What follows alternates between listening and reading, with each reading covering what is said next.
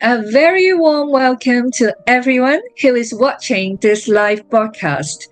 My name is Dr. Red, the host of today's dialogue between Professor Maria Jaschok of the University of Oxford and Dr. Chou Shan of Dreams Possible, a charity in Hong Kong.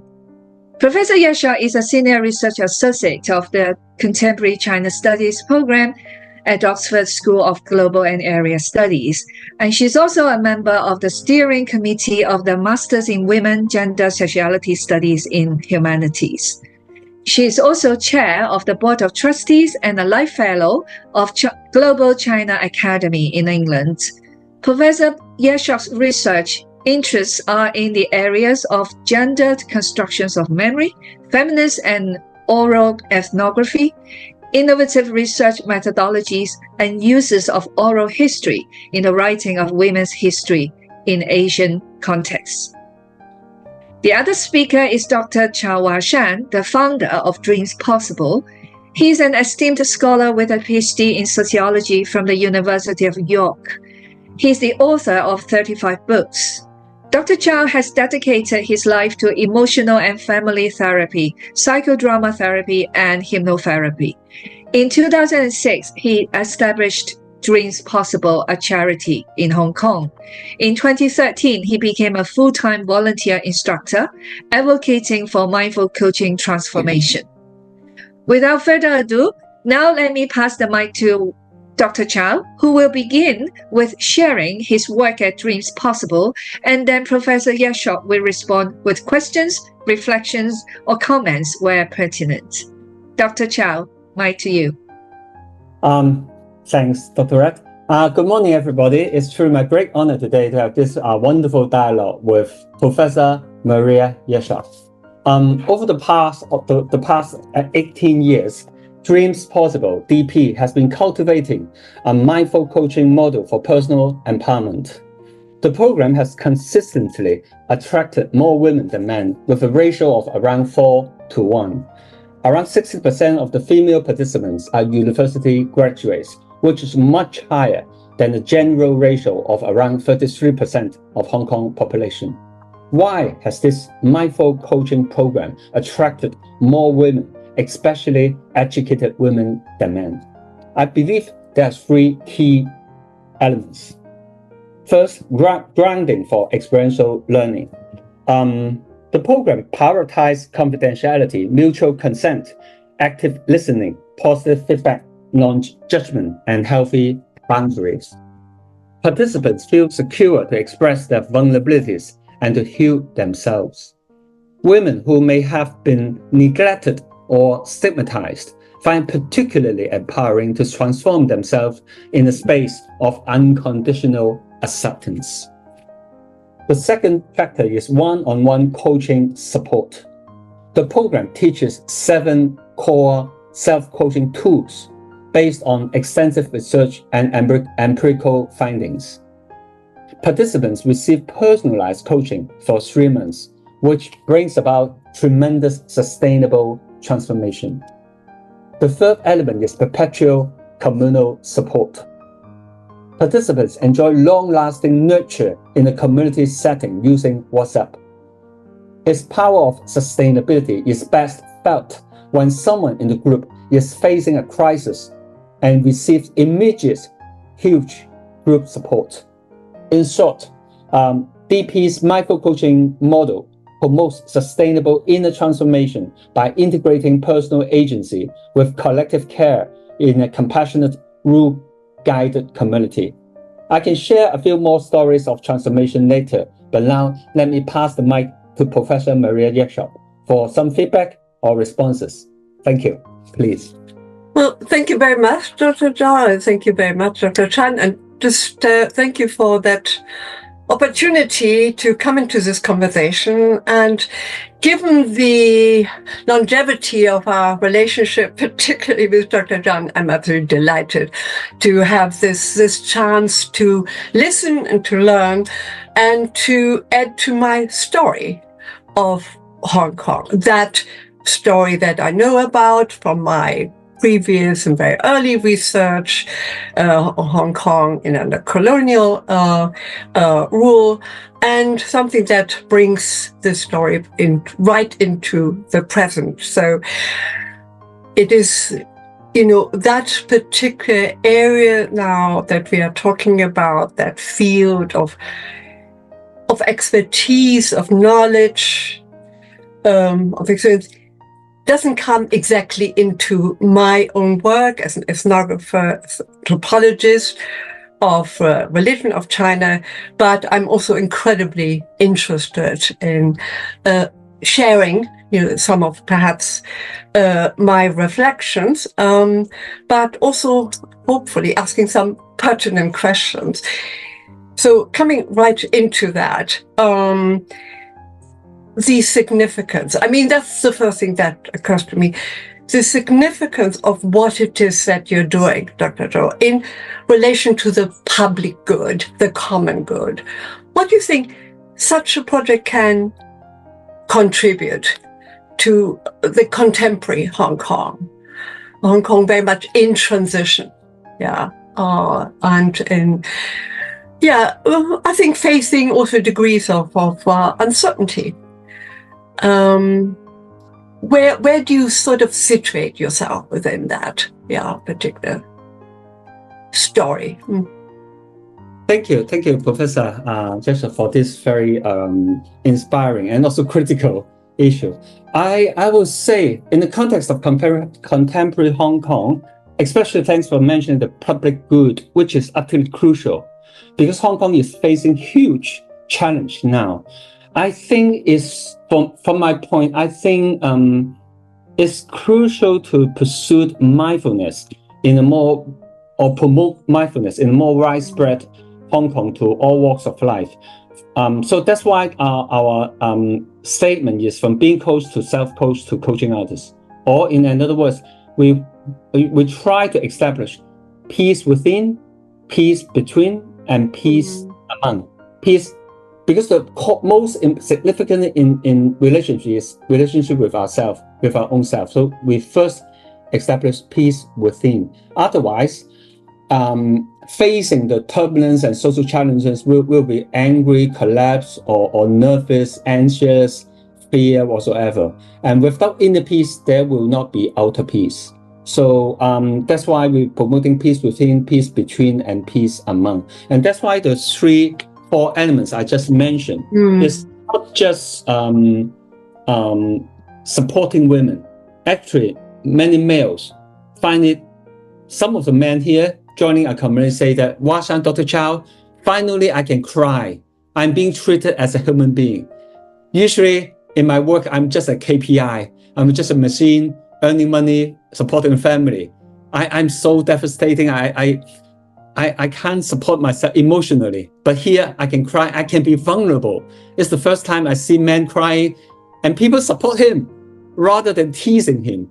Yeah. So I think this practice of mindfulness could be very helpful to Hong Kong.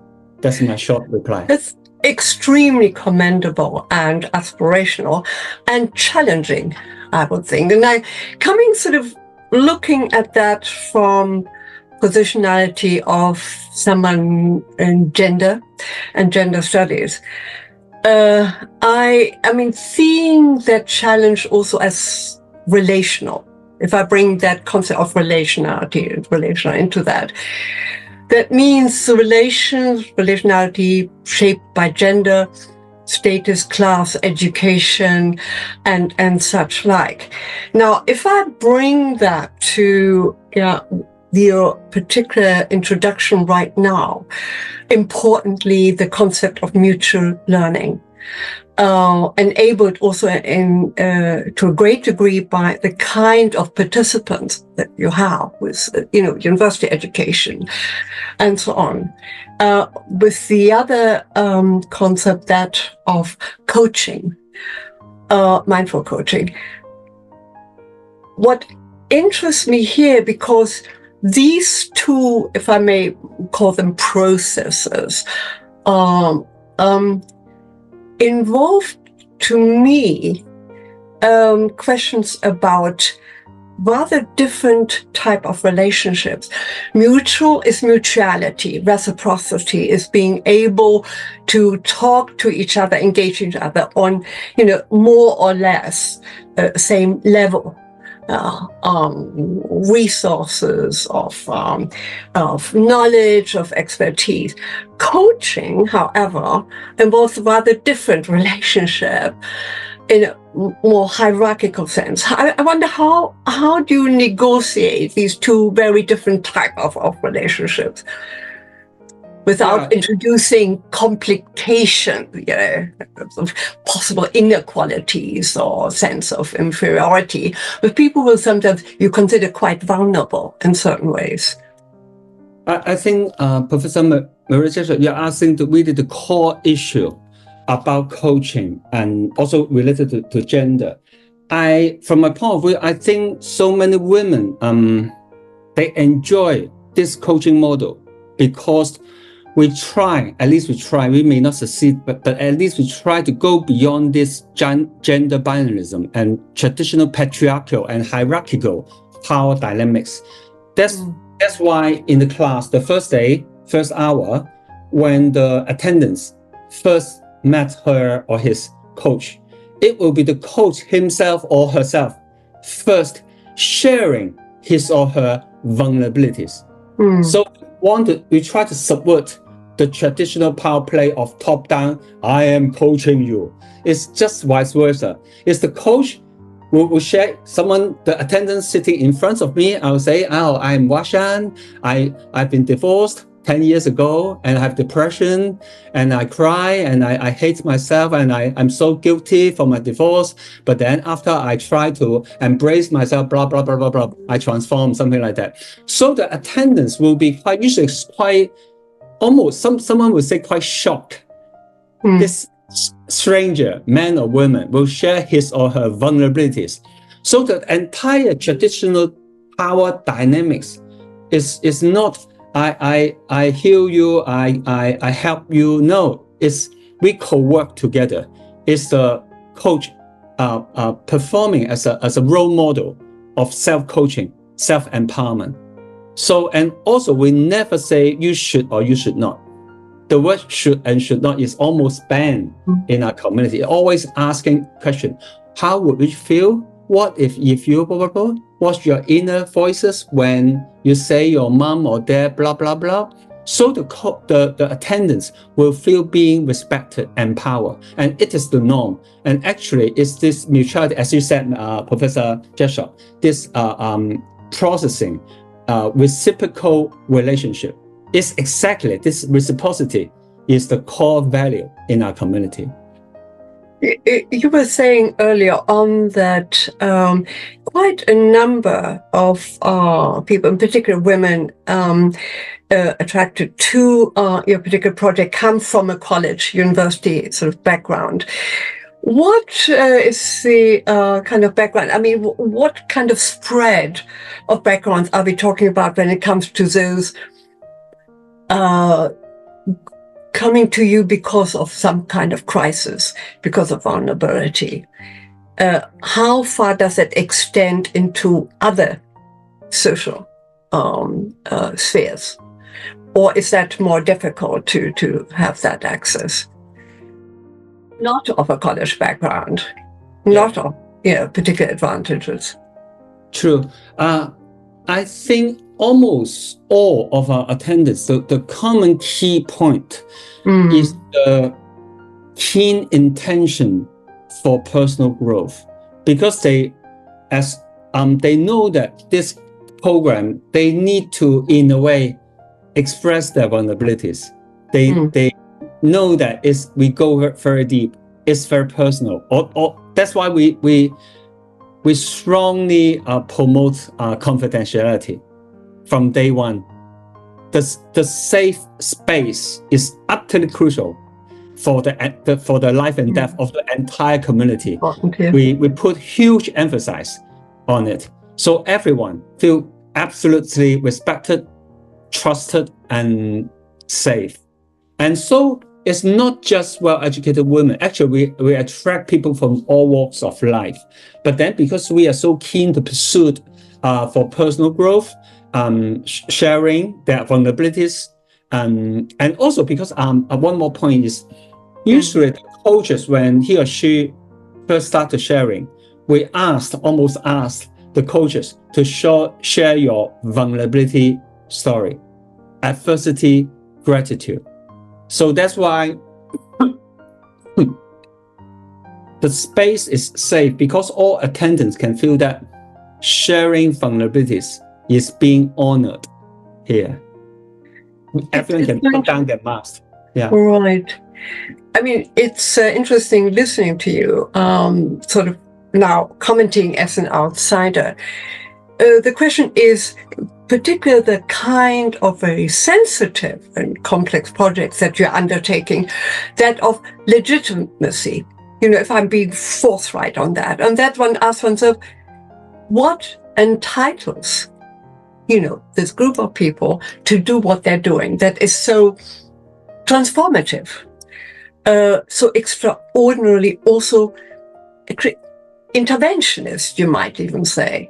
So could you tell us, and here I'm thinking of, possibly the audience, those who are listening in here, a little bit more about what it takes your organization to be a coach. What is the preparation? Because you're demanding extraordinary sensitivities, facilities, this kind of proactive listening that is more than just a passive, kind of listening. That ability to listen, not to intervene or to intervene, to hear what is a subtext, what may not be spoken or can be spoken over, another particular point. What kind of qualifications and qualities are those that you associate with that ideal coach?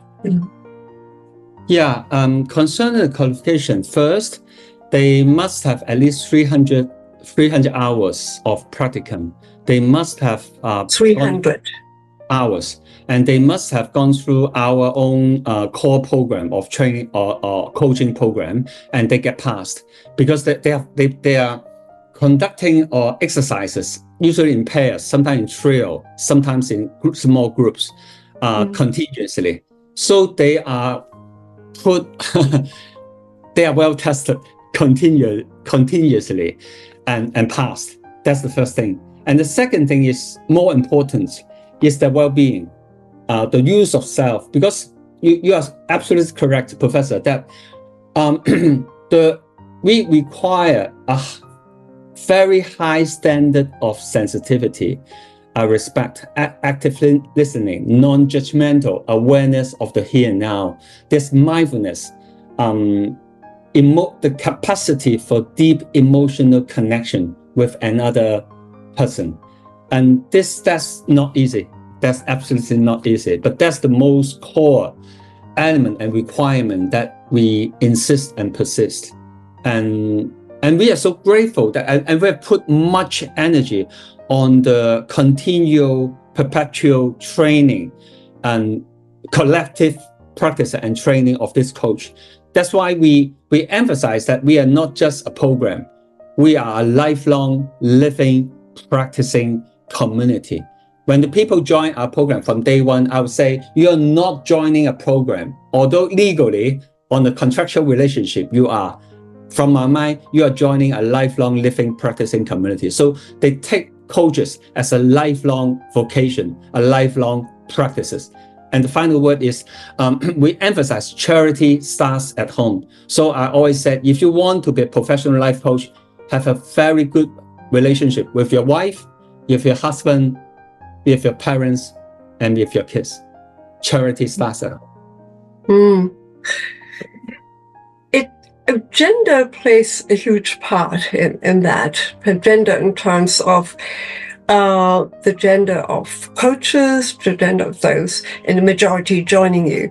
How do you account for that it is more, and is that something that you are aware of and try to change, in the sense that men too are, needful of these particular kind of occasions, these conversations, which you consider so important in terms of the self-empowering quality it has.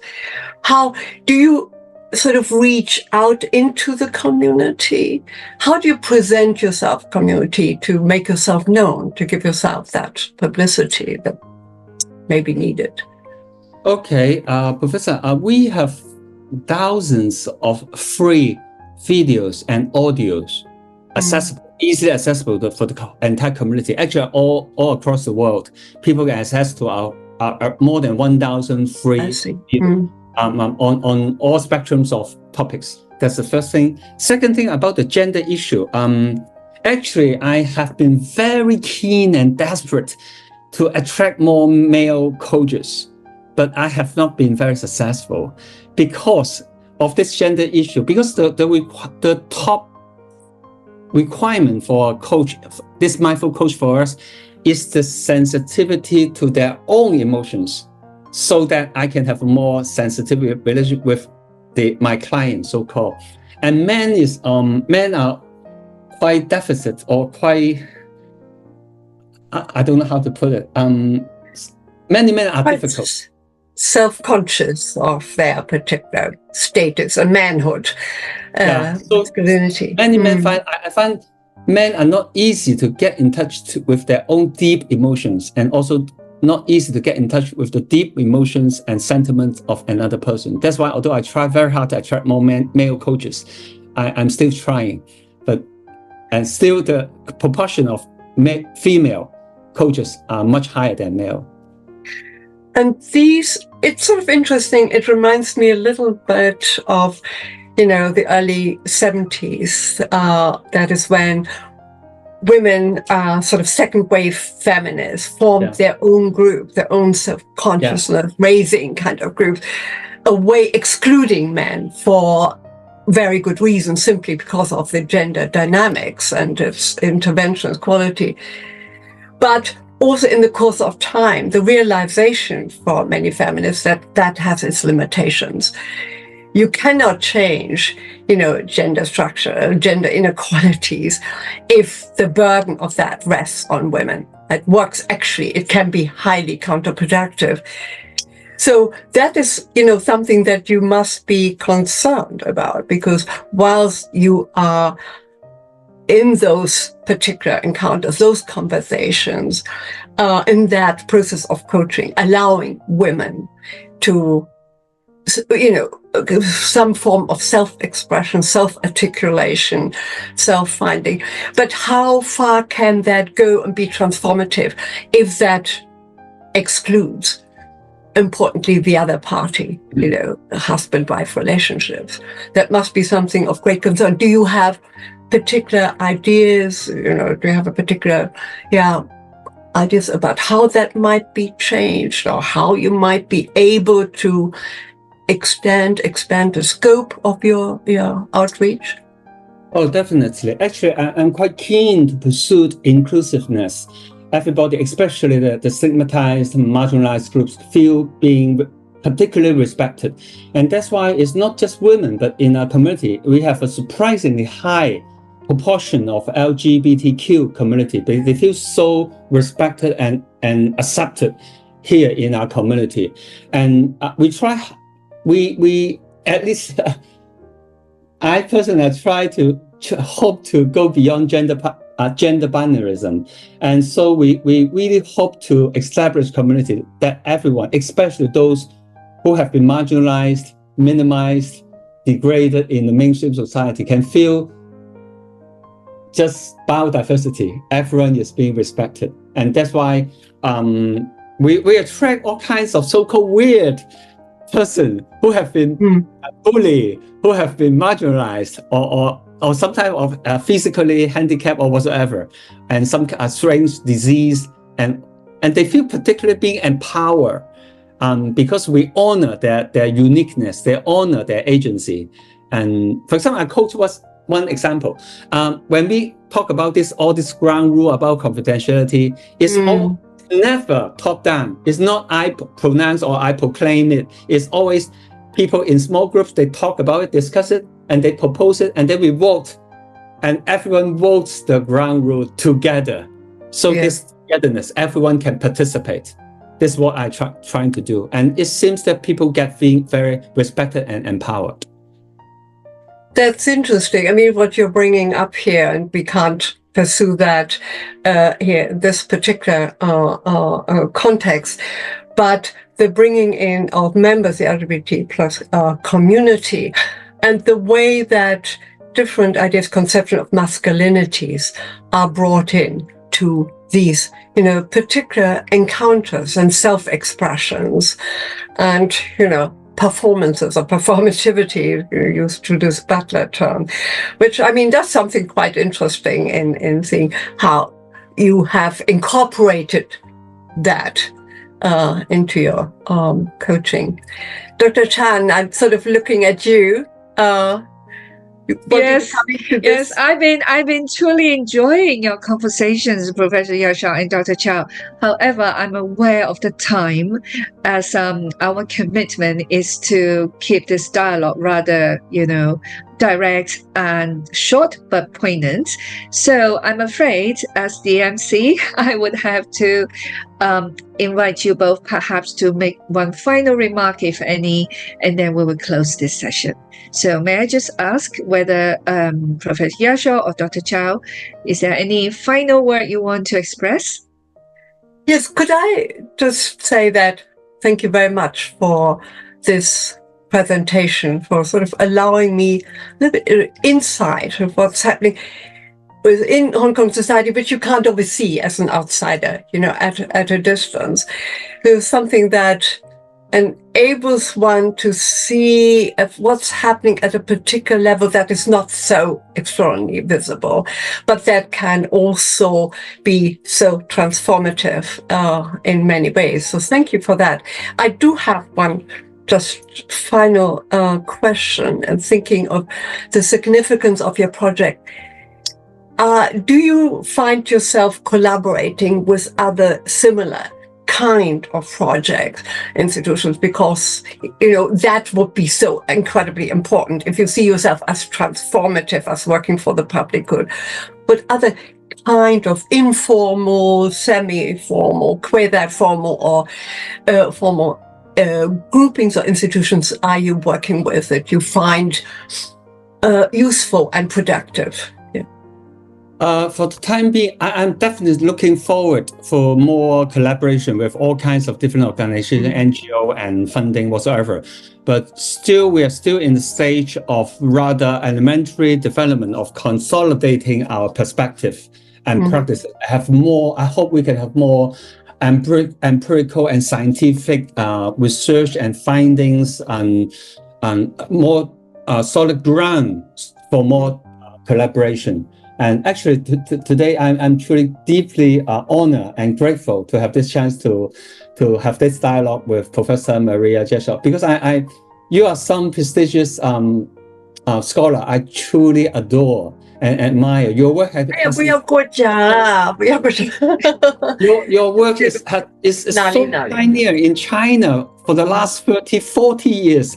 You established several always the first women center in China, first women library, first women in mainland China, the first director of women center in China, and you speak perfect Mandarin. So I really love your work, and I hope today's short dialogue could help to make your work more accessible to anyone who are interested in gender issue in China, in whatsoever, sexuality or gender plurality, diversity,